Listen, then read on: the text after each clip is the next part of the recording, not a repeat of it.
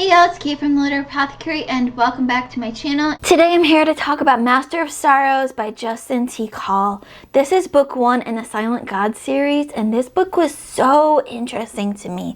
This is a YA dark fantasy that was kind of took a trope that is often done in fantasy, especially YA fantasy, and twisted it on its head. I'll get to that in just a minute.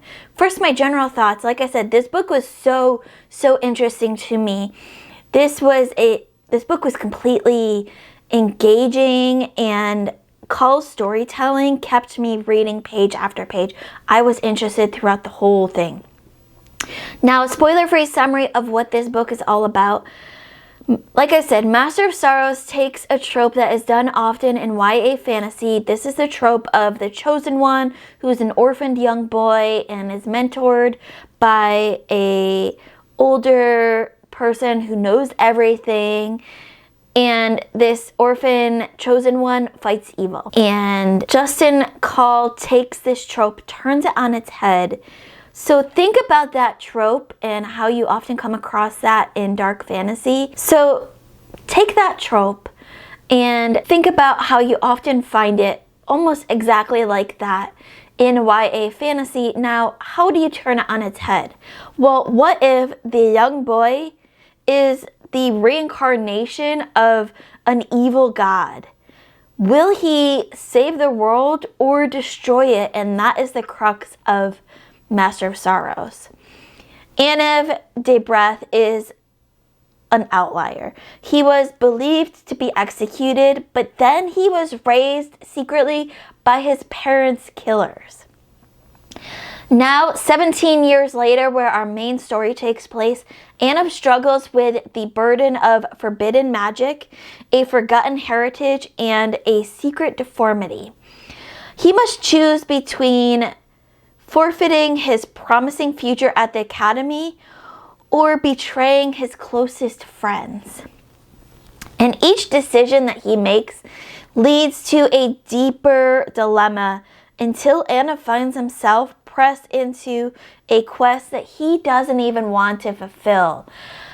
That premise to me was so intriguing. I had to read this book, and y'all see it. That cover is pretty sweet. Now let's get into our review part of this video. Our characters, I thought Call's characters were good, but they weren't any outstanding characters. They were good, they weren't bad, but there weren't any characters that I thought, wow, this one is really good. Atmosphere and setting. The atmosphere was almost always present. There were a couple of times where I felt it lacking a little bit, but our setting was fantastic. I knew exactly where we were and what it looked like, what it smelled like, what it felt like. The setting was done fantastic. Our writing style, I loved how engrossing Justin T. Call's writing style was. I was just reading page after page. An hour had gone by when it felt like just minutes. It was very engaging writing. Our plot, some parts of the plot felt slightly predictable, which is often the case in YA, especially YA fantasy, but I still loved it all. Intrigue, like I said, I was intrigued the entire time. I had to know what was happening, and I can't wait to read more in this series. Logic and relationships, everything made sense to me, even when it might not have made complete sense to our characters. I thought our relationships developed really great in this. That's probably one of my favorite parts of this whole book, is how these relationships developed, and you weren't quite sure at any given time how a relationship was going to completely develop, but Justin Call kept you reading just to see how they would develop. And of course, enjoyment. You can tell, I truly enjoyed this book. Now, I did an immersion read with the audiobook, and Peter Kenny was our narrator for this book, and I thought he did a really great job. He kept me interested when at times I might have been a little bit less interested than at other times. His narration kept me interested in this book the whole way through. Of course, if you want to see my full review for Master of Sorrows, you can find that on Goodreads, which is linked down below, as well as Storygraph, that will be linked down below too.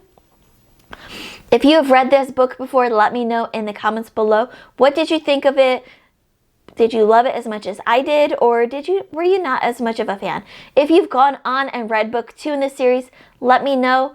Does it continue to be amazing in book 2? I have a feeling it just gets even better from here, but I need to know from those who have read it, how much better does it get? As always, keep reading, and I love you all to the moon and back. Bye.